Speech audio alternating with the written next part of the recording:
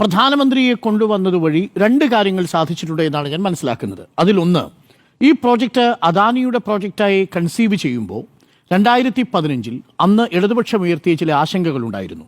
ആ ആശങ്കകൾ യഥാർത്ഥത്തിൽ ഇന്ന് പൊതുസമൂഹത്തിൽ പല മനുഷ്യർക്കുമുണ്ട്. പക്ഷേ ആശങ്കകൾക്കും അപ്പുറം ആ പദ്ധതി LDF പിന്തുണച്ചത് എന്തുകൊണ്ട് എന്ന് പറയാൻ കൂടി ഈ ചർച്ചകൾ വഴിവെച്ചു എന്നാണ് ഞാൻ മനസ്സിലാക്കുന്നത്. പ്രധാനമന്ത്രി ഈ തുറമുഖം ഉദ്ഘാടനം ചെയ്തതിലൂടെ അതിന് ലഭിച്ചിരിക്കുന്ന ദേശീയ പ്രാധാന്യം ചെറുതാണോ? എത്ര വലിയ ദേശീയ പ്രാധാന്യമായി കിട്ടിയിരിക്കുന്നത്? ഇന്ന് ഇതേ എന്താണ് വന്ന് പറഞ്ഞിരിക്കുന്നത്, ഗുജറാത്തിൽ പോലുമില്ല ഇത്രയും വലിയ പ്രോജക്റ്റ്, ഇത്രയും വലിയൊരു തുറമുഖം എന്ന് നരേന്ദ്രമോദി വന്ന് പറയുകയാണ്. ഇത് എങ്ങനെയാണ് നമുക്ക് മനസ്സിലാവുന്നത്? പ്രേക്ഷകർക്ക് അറിയാവുന്നതുപോലെ ഈ ട്രാൻസ്ഷിപ്പ് ടെർമിനൽ എന്നുള്ളത് തൊട്ടടുത്ത പ്രദേശങ്ങളിൽ, അത് സിംഗപ്പൂരിനെ ആണെങ്കിലും അത് സലാലയാണെങ്കിലും ദുബായ് ആണെങ്കിലും കൊളംബോ ആണെങ്കിലും അവരുടെ ചരക്ക് നീക്കത്തെ വലിയ രീതിയിൽ ബാധിക്കുന്നൊരു പ്രോജക്റ്റാണ്. അപ്പോൾ ആ പ്രോജക്റ്റിന് വലിയ ദേശീയ പ്രാധാന്യം കിട്ടുക, അന്തർദേശീയ പ്രാധാന്യം കിട്ടുക എന്നുള്ളത് ഈ പ്രോജക്റ്റിൻ്റെ ഒരു പബ്ലിക് റിലേഷൻസിൻ്റെ കൂടെ ഭാഗമാണ്.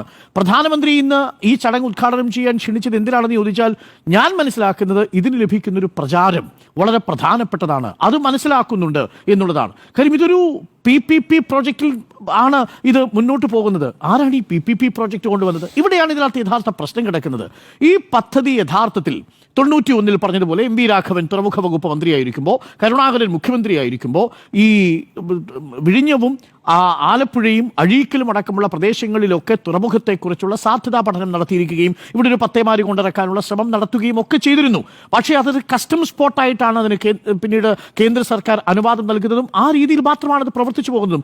ഈ രീതിയിൽ ഇത്രയും വലിയ ഒരു ട്രാൻസ്ഷിപ്പ് ടെർമിനലായി അതിനെ വിഭാവനം ചെയ്യുന്നത് 1996 EK മന്ത്രിസഭാ കാലത്ത് അന്ന് നടത്തിയ പഠനമാണ് അന്ന് ഇത്രയും വലിയ സാധ്യതകൾ അതിനുണ്ട് എന്ന് മനസ്സിലാക്കുന്നത്. ഒറ്റ ചോദ്യമേ MV രാഘവന്റെ കാലത്ത് എന്തെങ്കിലും തരത്തിലുള്ള എൻവയോൺമെന്റൽ ആഘാത പഠനം നടത്തിയിരുന്നു?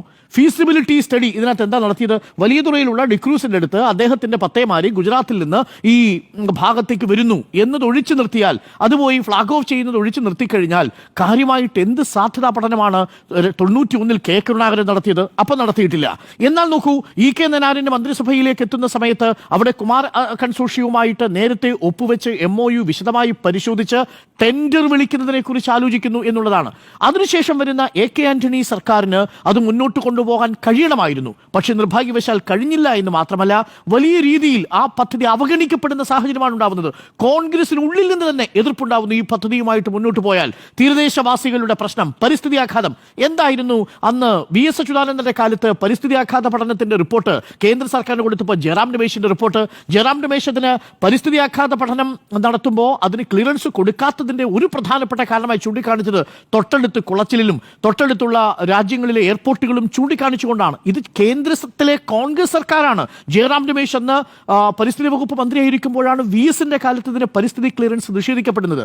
ഞാൻ മനസ്സിലാക്കുന്നതിൽ ഏറ്റവും നിർണായകമായ കോൺട്രിബ്യൂഷൻ നടത്തിയിരിക്കുന്നത് 1996 EK നായനാർ മന്ത്രിസഭ, അതിനുശേഷം VS അച്യുതാനന്ദൻ മന്ത്രിസഭ. VS അച്യുതാനന്ദൻ മന്ത്രിസഭയിൽ നടത്തിയ പ്രവർത്തനങ്ങൾ കണ്ടില്ലെന്ന് നടിക്കാൻ പറ്റുമോ?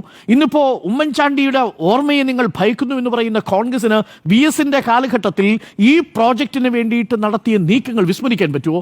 ചരിത്രത്തിൽ ആദ്യമായിട്ടല്ലേ ഈ പദ്ധതി ഒരു ലാൻഡ് ലോഡ് മോഡൽ കൊണ്ടുപോകാം എന്ന് LDF സർക്കാരല്ലേ തീരുമാനിക്കുന്നത്? എന്തായിരുന്നു അതിന്റെ പ്രത്യേകത?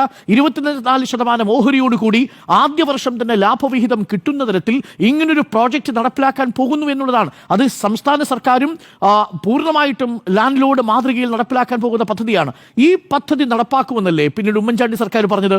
VS മുന്നോട്ട് കൊണ്ടുവന്ന പദ്ധതി, അതിലെ ലാൻഡ് ലോഡ് പ്രോജക്റ്റ് മാതൃകയെ PPP മാതൃകയാക്കി മാറ്റിയത് ആരാണ്? ഒരൊറ്റ ചോദ്യമേ ഉള്ളൂ, അത് ഉമ്മൻചാണ്ടിയാണ്. ഏതു സാഹചര്യത്തിലാണെന്ന് മാറ്റിയത്?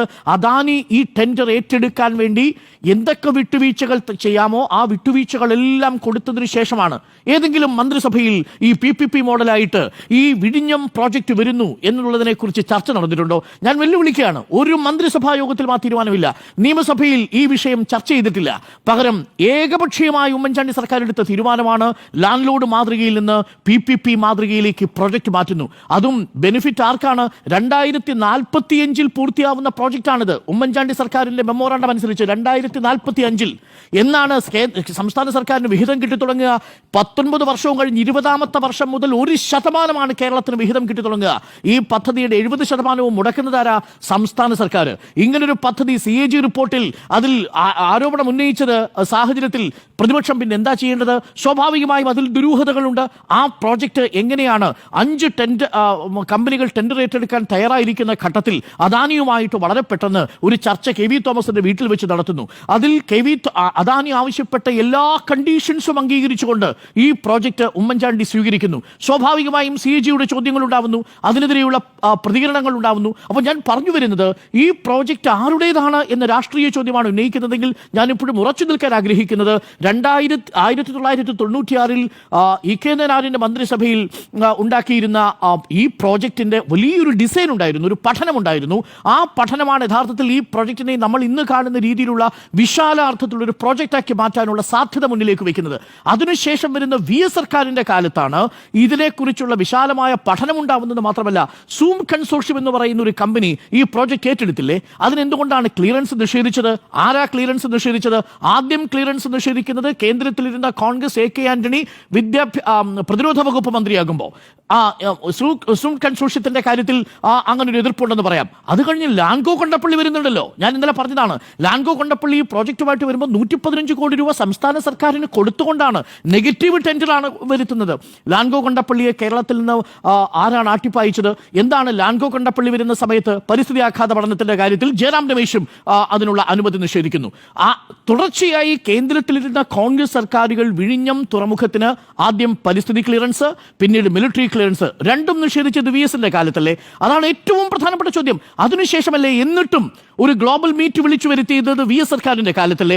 ഈ വിഴിഞ്ഞം പദ്ധതിയുമായി ബന്ധപ്പെട്ട ആകെയുള്ളൊരു ആഗോള മീറ്റ് വിളിച്ചു വരുത്തിയിരിക്കുന്നത് ഈ VSന്റെ കാലത്താണ്. ആ സമയത്തല്ലേ പദ്ധതി ഏറ്റെടുക്കാൻ നിരവധി കമ്പനികൾ രംഗത്ത് വരുന്നത്? പക്ഷേ നിർഭാഗ്യകരമായ സാഹചര്യത്തിൽ അതിൽ നിന്ന് ലാൻകോ കൊണ്ടപ്പള്ളി അത്ഭുതകരമായി പിൻവാങ്ങുകയായിരുന്നു. അതിന് പിന്നിൽ രാഷ്ട്രീയ സമ്മർദ്ദത്തെക്കുറിച്ച് ഒരുപാട് കഥകളുണ്ട്, ഞാൻ ആ കഥകളിലേക്ക് പോകുന്നില്ല. പക്ഷേ അതിനുശേഷമാണ് ഉമ്മൻചാണ്ടി സർക്കാരിന്റെ കാലത്ത് 2011 പദ്ധതിക്ക് വേണ്ടി ഒന്നും ചെയ്തില്ല, 2012 പദ്ധതിക്ക് വേണ്ടി ഒന്നും ചെയ്തില്ല, 2013 ആരാ തെരുവിലിറങ്ങുന്നത്? 212 ദിവസം സമരം കിടക്കുന്നത് ആരാ? കേരളത്തിൽ ഇടതുപക്ഷം സമരം ചെയ്യുന്നു. കേരളത്തിൽ BJP അടക്കമുള്ള കക്ഷികൾ ഈ വിഴിഞ്ഞം പദ്ധതിയെക്കുറിച്ച് ആലോചിച്ച് തുടങ്ങണമെന്ന് പറയുന്നു. 2014 ആകുമ്പോൾ കേന്ദ്രത്തിൽ മാറ്റം വരുന്നു. കേന്ദ്രത്തിൽ ആര് വരുന്നു? നരേന്ദ്രമോദി സർക്കാർ വരുന്നു. അദാനി പ്രോജക്റ്റിനെ കുറിച്ചുള്ള ചർച്ചകൾ നടക്കുന്നു. ആ സാഹചര്യത്തിൽ ഉമ്മൻചാണ്ടി സർക്കാർ മുന്നോട്ട് പോവുകയും പദ്ധതി ഒപ്പിടുകയും ചെയ്യുന്നുണ്ട്. ആ സാഹചര്യത്തിലാണ് ഈ പ്രശ്നം ഉണ്ടാവുന്നത്. അതിനുശേഷമാണ് യഥാർത്ഥത്തിൽ ഈ പ്രോജക്റ്റിന്റെ സ്വഭാവം തന്നെ മാറുന്നത്, ലാൻഡ് ലോഡ് മാതൃകയിൽ നിന്ന് PPP മാതൃകയായിട്ട് മാറുന്നത്. ആ സാഹചര്യത്തിലാണ് CPM പിന്നീട് വിമർശനം ഉന്നയിക്കുന്നതും. പിന്നീട് അതിനുശേഷം ഈ LDF സർക്കാർ അധികാരത്തിൽ വരുമ്പോൾ ക്ലോസുകൾ മാറി. ഇന്നിപ്പോൾ 2045 പൂർത്തിയാകേണ്ട പദ്ധതി 2020 പൂർത്തിയാവുന്നു, 28 പൂർത്തിയാവുന്നു എന്നുള്ളതാണ് ഏറ്റവും പ്രധാനപ്പെട്ട കാര്യം. 2029 മുതൽ തന്നെ അതിന്റെ വിഹിതം കേരള സർക്കാരിന് കിട്ടത്തക്ക രീതിയിൽ, കമ്പനിക്ക് കിട്ടത്തക്ക രീതിയിലുള്ള പ്രോജക്റ്റ് മാറ്റി എഴുതപ്പെടുന്നു എന്നുള്ളതാണ്.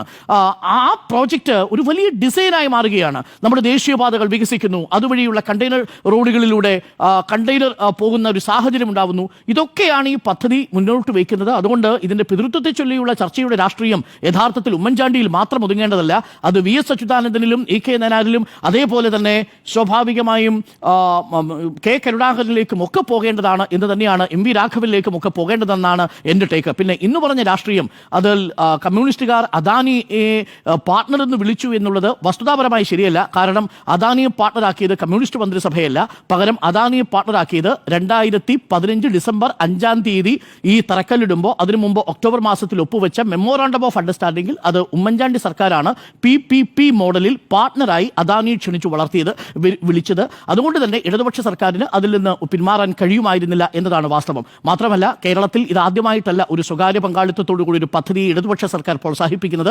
1957 മാവൂർ റയോൺസിന്റെ കാര്യത്തിൽ അന്ന് EMS നമ്പൂതിരിപ്പാട് അന്ന് ബിർളയ്ക്കെതിരെ ശക്തമായ പ്രതിഷേധം ഇടതുപക്ഷം ഉയർത്തുമ്പോഴും CPM ഉയർത്തുമ്പോഴും കേരളത്തിന്റെ വികസനത്തിന് മാവൂർ റയോൺസ് ആവശ്യമാണെന്ന് കണ്ട് കേരളത്തിലേക്ക് ക്ഷണിച്ചു വരുത്തുകയും അതിന് റോ മെറ്റീരിയൽസിന് വേണ്ടുന്ന അവശ്യ വസ്തുക്കൾക്ക് വേണ്ടുന്നതിൽ ഇളവുകൾ അനുവദിച്ചു കൊടുക്കുകയും ചെയ്തൊരു സർക്കാർ കേരളത്തിലുണ്ടായിരുന്നു. അത് 1957 തുടങ്ങിയതാണ്. അതുകൊണ്ട് ചരിത്രം കുറച്ച് പഴയതാണ് എന്ന് മാത്രമേ എനിക്ക് പറയാനുള്ളൂ.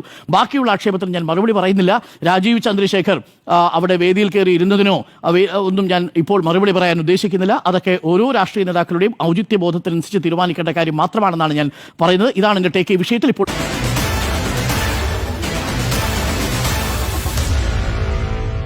Meet the editors.